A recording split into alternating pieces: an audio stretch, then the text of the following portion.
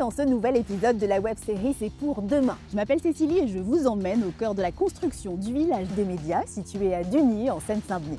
Un projet porté par la Solidéo, la société de livraison des ouvrages olympiques, pour concevoir ce village comme la cité-jardin du XXIe siècle.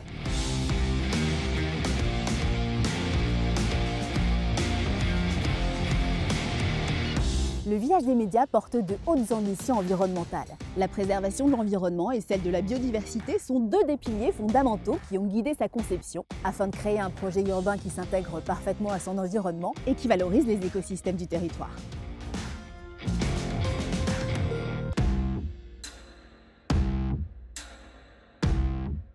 Alors nous voici sur l'aire des vents avec le directeur du village des médias, Augustin Tran-Van-Schou. Bonjour Augustin.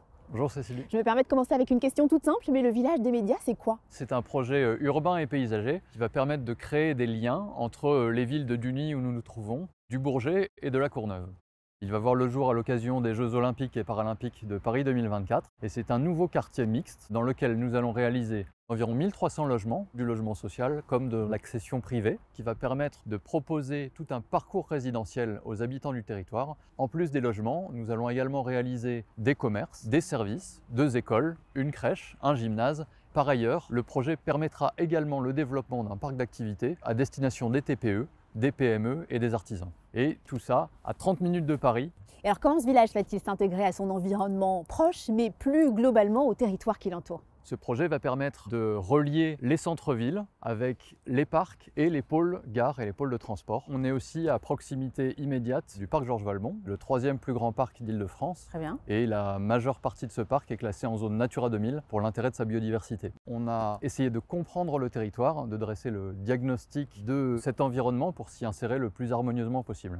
Par exemple, nous avons décidé de ne pas urbaniser le terrain des essences qui concentre des enjeux écologiques extrêmement forts. Alors justement, le village, le quartier d'ailleurs, ont des ambitions environnementales fortes. Lesquelles? Nous avons respecté les trames vertes et les trames bleues. La trame bleue, c'est le chemin de l'eau. Nous avons travaillé pour développer un maximum de pleine terre dans le projet, ce qui permet d'infiltrer les eaux de pluie au plus proche de là où elles tombent et de faire pousser de la végétation pour accueillir la faune et la flore. La végétation, la trame verte, on la poursuit depuis les parcs, dans l'espace public, jusque même dans les immeubles puisque les toitures seront végétalisées. Merci beaucoup Augustin.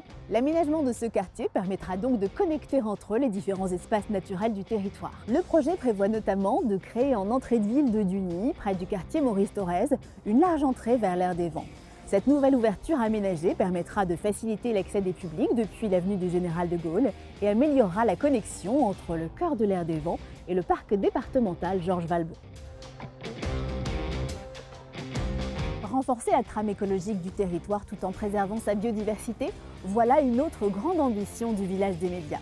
Nous sommes au cœur du terrain des essences avec Marine Linglard, écologue chez Urban Eco. Marine, est-ce que vous pourriez nous en dire plus sur le traitement de la biodiversité pendant les chantiers? On va préserver les espèces qui sont sur le site, à la fois les crapauds, les oiseaux, les orthoptères, ces petits criquets sauterelles, et les reptiles avec le lézard des murailles. On a choisi d'abord les périodes d'intervention pour ne pas venir impacter directement la période de reproduction ou la période d'alimentation. Le crapaud calamite, espèce protégée, on l'a positionné de l'autre côté d'une barrière où il y a des mares qui ont été aménagées. Les oiseaux des vasières sont le 2e groupe le plus important présent sur le site. C'est des oiseaux qui sont migrateurs, donc ils vont venir au début de l'automne. Le chantier va être limité sur cette période-là et on leur a préservé une zone pour qu'ils aient quand même un lieu de refuge au moment de leur passage. Comment un projet urbain peut-il renforcer la biodiversité du territoire qui nous entoure? L'ensemble des espaces publics et des cœurs d'îlots seront plantés généreusement avec des espèces et des essences qui sont locales, qui viennent s'intégrer dans les habitats écologiques du site. Cette végétation pourra accueillir des espèces ordinaires, communes, de rouge-gorge, la mésange charbonnière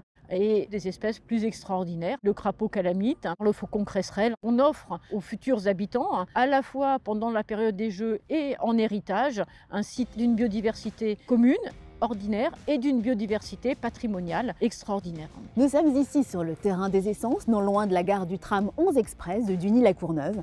Cette ancienne friche militaire, inaccessible au public, va être dépolluée par le conseil départemental de Seine-Saint-Denis afin d'être transformée dès 2025 en un espace vert de 13 hectares et devenir une nouvelle extension du parc départemental Georges Valbon.